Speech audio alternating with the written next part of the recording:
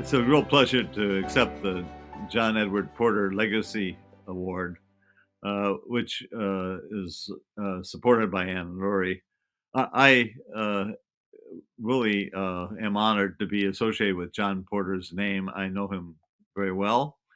I greatly admire him, and we really need him back in Congress again.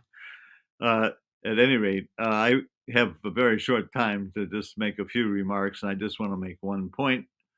And it's really illuminated by and inspired by our recent striking, amazing vaccine success to produce this messenger RNA vaccine, which I've now had 2 doses of, and which is going to end this terrible pandemic. Required a huge amount of basic biological knowledge that came from studying bacteriophages, E. coli, fruit flies, worms, all kinds of organisms. And this is what we call fundamental biological research, and its focus is to get a better understanding of how life works. I have a special perspective on this since for 42 years I've been writing the same textbooks over and over. I'm just finishing my 13th version of this.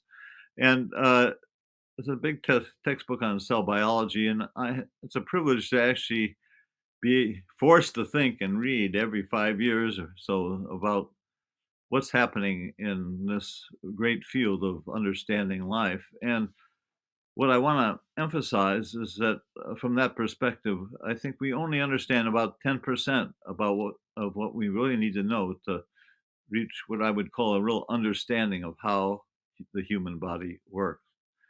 And it's that understanding which is going to drive future breakthroughs in medicine, just as it has driven past benefits. I don't have time to go into explain how the mRNA vaccine miracle depended on past fundamental research, but I know that some people would claim that it's time just to work on solving diseases we know enough, and I can guarantee you that that is not correct.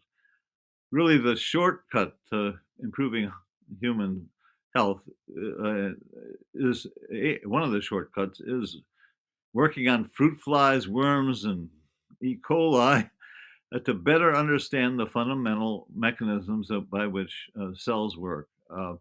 And some call this curiosity-driven research because it's motivated by some scientist having an idea of how he or she might solve some fundamental mystery that we don't understand.